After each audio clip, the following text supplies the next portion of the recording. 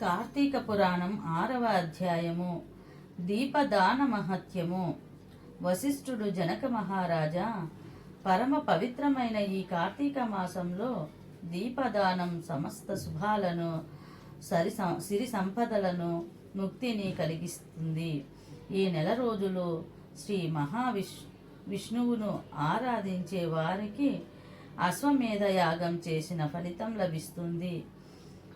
ప్రత్తితో వత్తిని చేసి ప్రమిదలో ఉంచి దానిలో ఆవు నేతిని కానీ, నువ్వుల నూనెను కానీ, కడకు ఆముదాన్ని కానీ వేసి దేవాలయంలో దీపారాధన చేసి దాని దక్షిణ తాంబూలాలతో సద్బ్రాహ్మణులకు దానం ఇవ్వడం శుభం, పుణ్యప్రదం. ఈ విధంగా నెల రోజులు చేసి చివరి రోజున ప్రతిరోజు దానమిస్తున్న బ్రాహ్మణునకు గోధుమ పిండితో చేసిన ప్రమిదలో నేతిని వేసి పైడి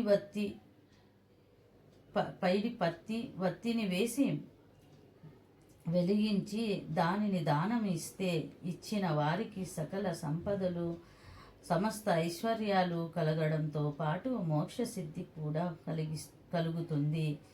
దీనికి సంబంధించిన ఒక వితంతువు భర్త లేని స్త్రీ గాథని చెబుతాను విను. పూర్వము ద్రవిడ దేశంలో ఒక వితంతువు ఉండేది. ఆమెకు పెళ్ళి అయిన కొద్ది కాలానికే భర్త మరణించాడు. ఆమెకు అయిన వారంటూ ఎవరూ లేని కారణంగా ఇతరుల ఇళ్లలో దాసీ పనులు చేస్తూ, వారు పెట్టింది తింటూ, వారు ఇచ్చిన సొమ్మును దాచుకుంటూ కాలం గడిపేది. వంట చేసుకోవడం అనేది ఎవరు ఎరగదు. డబ్బు ఖర్చు పెట్టడం అనేది తెలియదు. ఎవరు ఏమీ పెట్టకపోతే పస్తుండేది. కానీ తన దగ్గరున్న డబ్బు ఖర్చు పెట్టి వస్తువులు కొనుక్కొని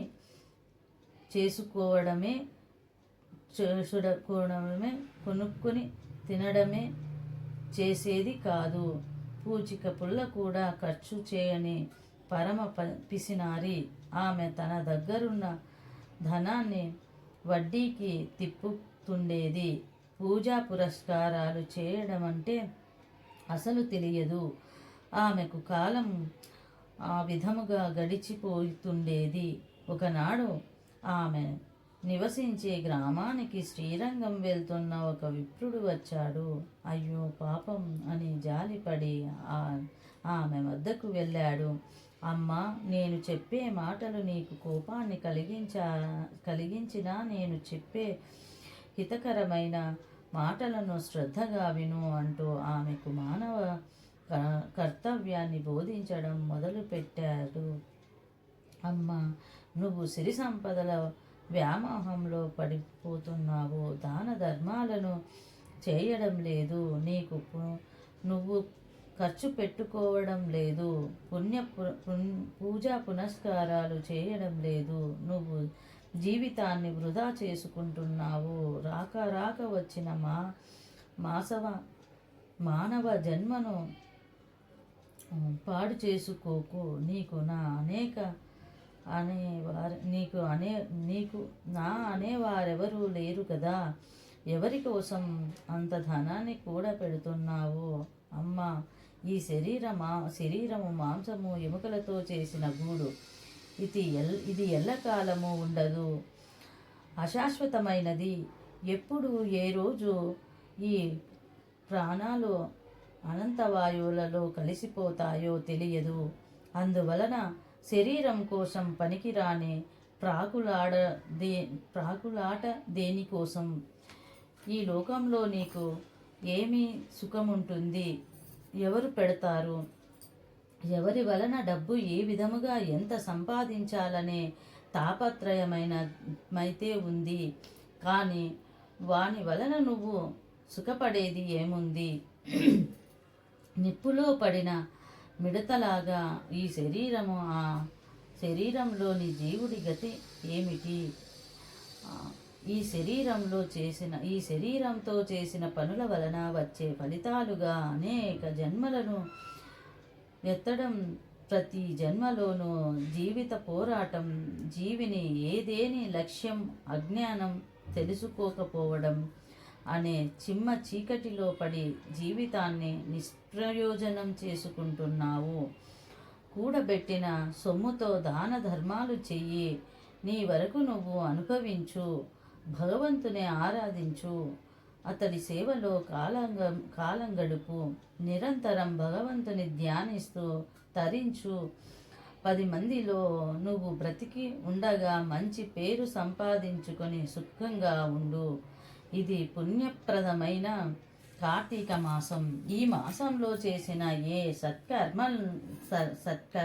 సత్కార్యమైన పుణ్యాన్ని ప్రసాదిస్తుంది, మంచి ఫలితాన్నిస్తుంది. దీపదానం చెయ్యి, మోక్షం లభిస్తుంది నీకు అని చెప్పి దీపదానం చేసే విధానాన్ని బోధించి ఆ విప్రుడు శ్రీరంగానికి వెళ్ళిపోయాడు. కానీ ఆ బ్రాహ్మణుడు చెప్పిన మాటలు ఆమె మనసుకి ఎక్కి నిలిచినాయి. నిజమే, నేను ఎవరి కోసం కూడబెడుతున్నాను? ఎందుకింత తాపత్రయపడుతున్నాను? ఎందుకోసం పరమ లోభిని అన్న చెడ్డ పేరు తెచ్చుకోవడం అని పరి విధాల బ్రాహ్మణుడు చెప్పిన దానిని మాటికి తలుచుకుంటూ ఆలోచిస్తోంది.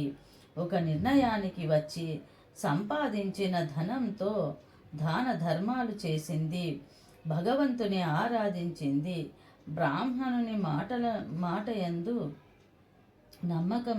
నమ్మకముంచి అతడు చెప్పినట్లుగా కార్తీక మాసం నెల రోజులు ఒక సద్బ్రాహ్మణునికి పిండితో చేసిన ప్రమిదతో దీపదానం చేసింది. కార్తీక పురాణాన్ని విన్నది. అలా కాలం గడుపుతూ చివరకు శరీరాన్ని వదిలి కైలాసాన్ని పొందింది అన్నాడు. లోభగుణం నరకానికి దారి చూపిస్తుంది. మనం సంపాదించిన ధనాన్ని మనం అనుభవిస్తూ దాన ధర్మాలు చేస్తూ అవసరానికి ఉంచుకోవాలే తప్ప కేవలం కూడబెట్టడం కూడని పని. అలా చేస్తే చివరకు రాజుల పాలవడమే, దొంగలు ఎత్తుకుపోవడమే జరుగుతుంది. అలా కాక సంపాదించిన దానిని సద్వినియోగం చేసుకోవాలని ఈ వితంతు కథ మనకు తెలియజేస్తున్నది. దానం భోగో నశ్రీ గతాయో భవంతి విద్యస్య అనే నీతి శ్లోకాన్ని జ్ఞాపకం చేస్తున్నది వితంతు జీవితం. 6వ రోజు పారాయణం సమాప్తం. సర్వే జనాః సుఖినో భవంతు.